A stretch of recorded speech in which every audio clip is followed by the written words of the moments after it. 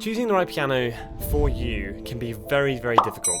I've spent many years trying to collect different sample libraries of different pianos that ultimately, I'm never truly happy with what actually comes out at the end. It always sounds a little bit fake compared to my real piano sitting over there. Even though this is an 100-year-old piano, it's still better than a lot of sample libraries just because I can get a real live recording from it. This piano is different. Spotlight Piano by Fracture Sounds. Now, this is very interesting because they've gone and sampled a Steinway Model D and they've done it pretty well. They've got a few of their characteristic Fracture Sounds features in this library, and I want to show you a little bit about what my impressions of it are and how it can be used. So let's jump into it. Hi, welcome back to my YouTube channel. My name is Louis Taylor. Today we're going to be looking into a brand new release by Fracture Sounds. They sent me their new library to look at and to review. This isn't paid or anything, they just sent me it to see what I think of it. And I'm just doing a little demo into how it sounds, what it looks like, what I personally think, how to use it, that kind of thing. So to start with, we're presented with this really lovely UI. Very simple, very nice to look at, very easy to use. It's got these nice knobs here that we can twist to change certain parameters, and something that has become quite characteristic, if you know Fracture Sounds at all, you can check out my last Fracture Sounds review on Hemisphere, their guitar library. Something that's become quite characteristic is this layer mix. So these layers, you've got this raw layer here, which is just literally, they're just their normal piano. And then you've got these kind of like atmosphere layers. So Lunar,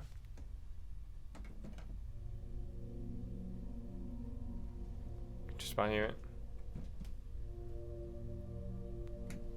Pretty atmospheric. Mist, very quiet.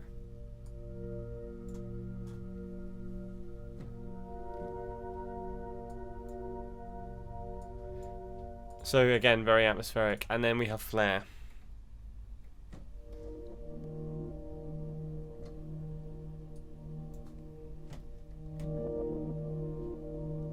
Which is just a kind of like a reverse textural type thing. Taking the sound of the piano, reversing it into an ambient way.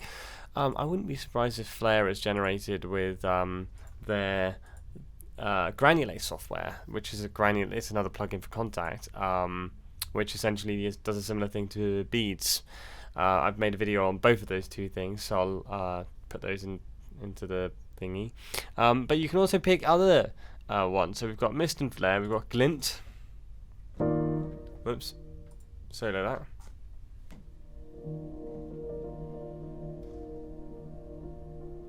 We've got Wisp, Foray,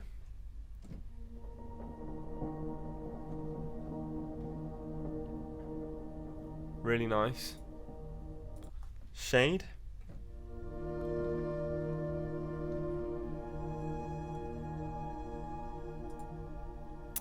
Aura,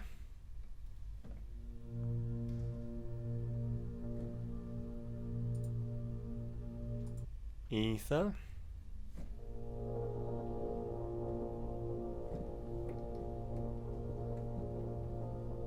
which is cool, and then Glow. So, all very atmospheric, and what's cool about this is that you can use them on their own or with the in conjunction with the rest. And obviously, if you wanted to use for some reason all of them at the same time, you could just make a new track. You could actually use them all. What would be really cool is if you could link them to a multi-contact instrument, so you could have different links. So I think you can do that with certain libraries, and that might be something they add one day, I don't know. But if you could add this to a multi-output so that you could have one track like per effect, basically, that would be really cool. So you could get and the same with the microphone mixes. That would be awesome. I'm not sure that you can do that though. But anyway, my favourites so far have been, I think, Glint. Let me just check. Yeah, I really like Glint, and I think it was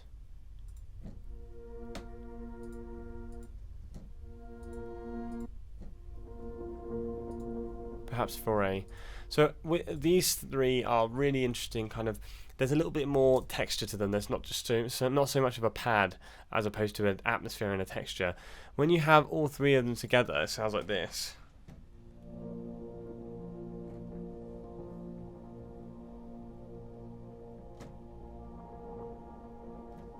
Very cool. So then when we have that, I'm going to turn the raw piano down a little bit, and then I'm going to turn this up just so you can hear it a bit better.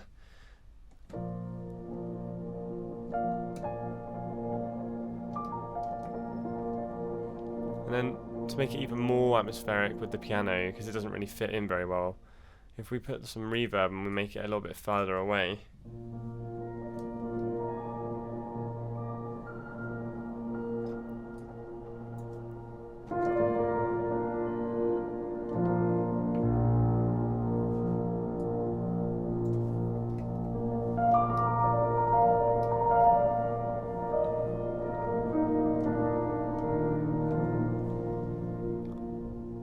So really kind of an interesting atmosphere. For now, I'm just going to turn off all the effects and just keep or you can just solo it, simply the raw piano. So let's move on to what this instrument is all about. It's a Steinway Model D, which is, if you don't know, if you're not a pianist, and if you are a pianist, you probably should know, but if you don't know, it's probably the most prestigious instrument in the world of pianos and classical music in general. The Steinway Model D is very much the Aston Martin, or the sort of, you know, Ferraris of pianos. You've got your Bosendorfers, you know, Fazioli, and then you've got Steinway. And I would say, obviously, they have pianos which are all comparable, and at that level it becomes very hard to distinguish, unless you're an expert, which I'm not, by the way, which pianos, you know, really sound the best.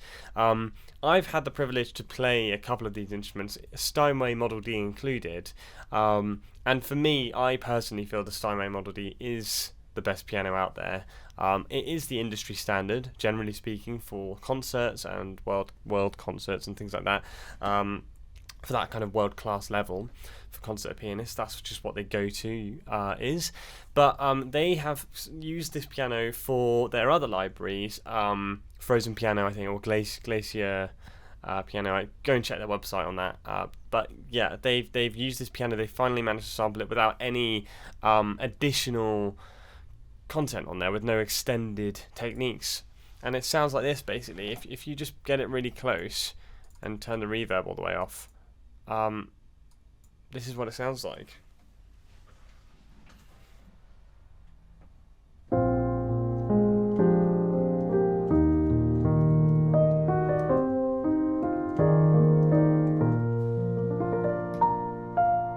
It's a very warm tone.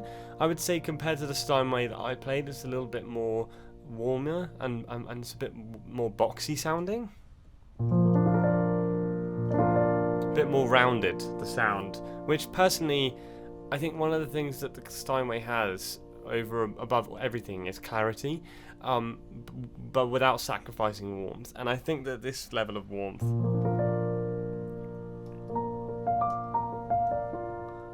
it's interesting. It might just be the close microphones, but it definitely sacrifices a little bit of clarity, in my opinion. If you go all the way far,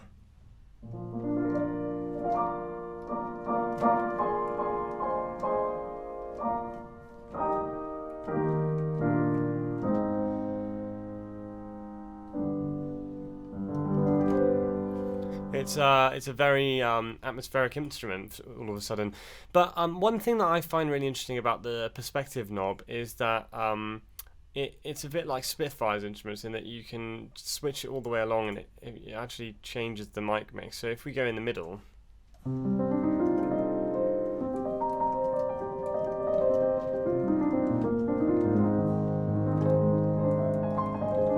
very beautiful sound that. And you can kind of go like a little bit more close, but with a bit of extra room in there. Add some reverb.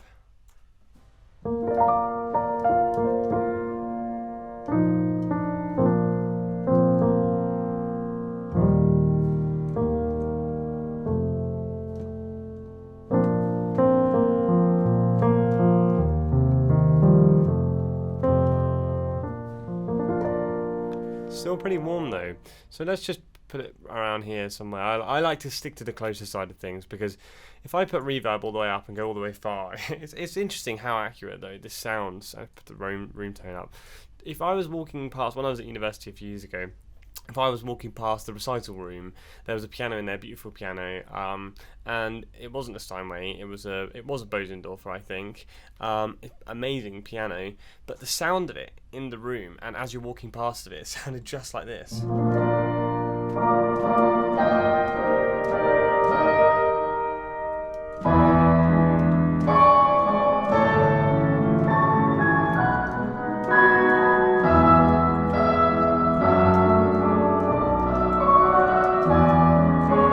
So on, which is really interesting actually, that they've achieved that level of realism with the actual sound. So for example, I'm not sure where I would use that level of depth and farness and reverb in my own music, but if you wanted the sound of a piano, and you didn't have one, and you wanted it to be in the distance a little bit, without, whilst using this kind of cool library for a sort of diegetic sound, it might be really cool to have this in the background just playing. Or if you're in a restaurant, if you're writing a film and you wanted some restaurant music.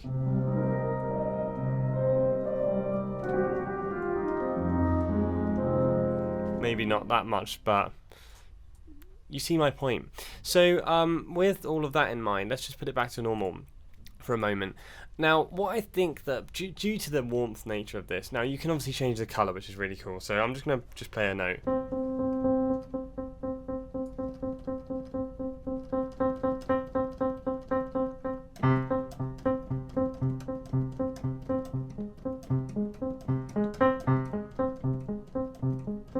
I'm not changing the way I'm playing, just turning this knob.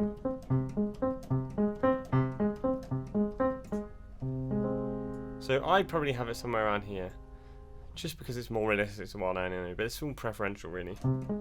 Then you can change the timbre. Now I'm not really sure what this is actually doing. Let's see. It triggers and repitches neighbouring notes to change the timbre of the instrument. That's interesting. And the colour simply applies an EQ curve, which is interesting as well.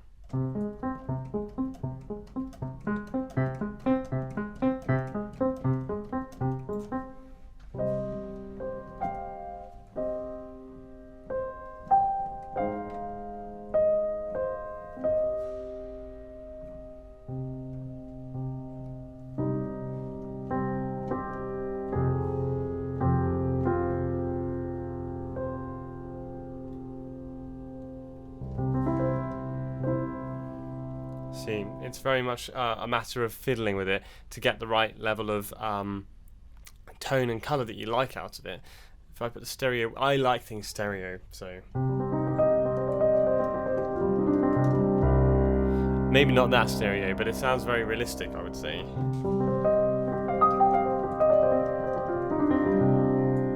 Narrow.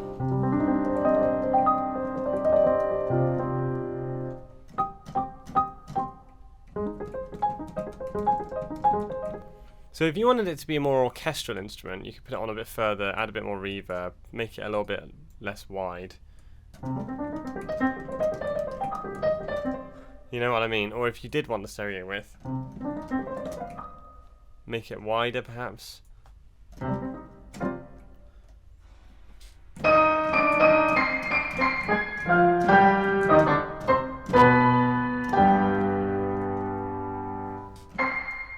You know what I mean? It's got a lot of potential for orchestral use, but also a lot of potential for more intimate stuff like this.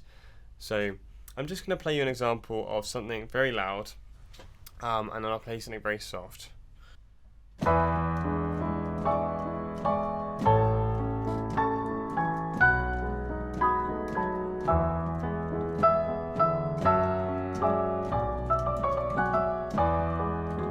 You get the idea. It's very much I would say that this particular sample library is probably better for more intimate stuff than it is for louder stuff, but I would say that it's actually very well balanced overall. It's just not as capable of that really intense loud velocity stuff. Might just be that it's missing that velocity layer, like to me, even if I turn the colour up and the timbre shift, I mean, that's not really doing much in terms of actually it's changing the tone, but the piano is still the samples.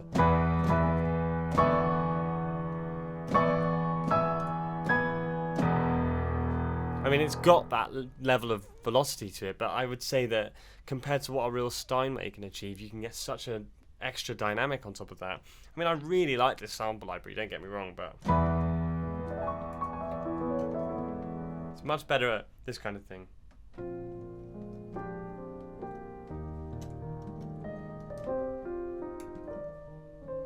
Get the idea.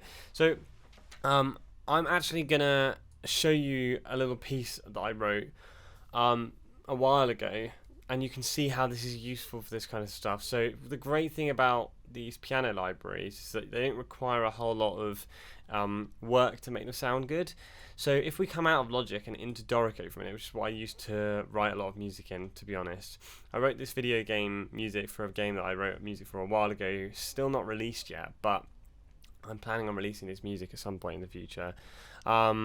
Just show you an excerpt of it. The great thing about Dorico is that you can actually add sample libraries. So I've actually got it here, loaded up. And it's going to play my music for me. And it's the same as loading MIDI in, but it's nice that you can do it in a score. So I'm just going to play a little excerpt from this. Maybe if we just come down to here, you'll get the drift of it. It's so good for this softer stuff.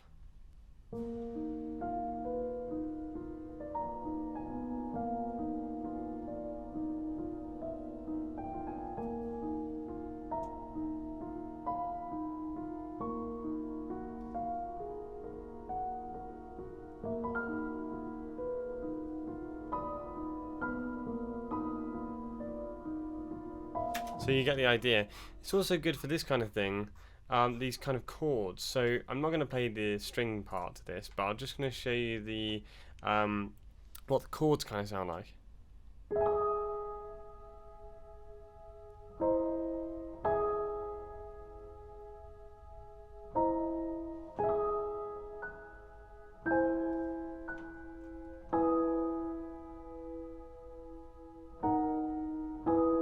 So just to show you the full extent of this, if I go all the way down to PPP,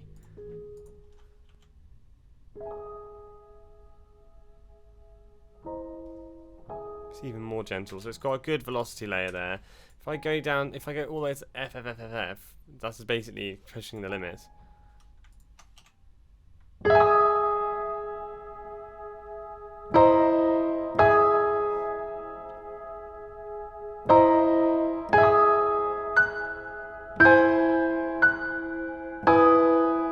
So you get the idea.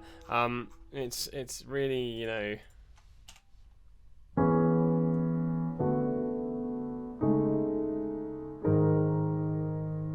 so that's more of a middle range dynamic. So you get the point. This instrument is really great for all sorts of stuff. It's great for intimate stuff. It's pretty good for loud stuff. But it's a great overall piano that I think is a really overall a very accurate sample of what a Steinway Model D sounds like. So I think that it definitely has my endorsement, and I think that it's definitely useful for many things. You can use the pads, the atmospheres, you can use it for intimate stuff, loud stuff. You get the idea. That's just my thoughts on the piano. I might make another video about it in the future at some point about how it integrates into other sorts of music, but for now that's going to be all. So thank you so much for watching, and please hit like, subscribe, comment, let me know what you thought of the instrument and the video, and I'll see you next time. Thanks a lot. Bye for now.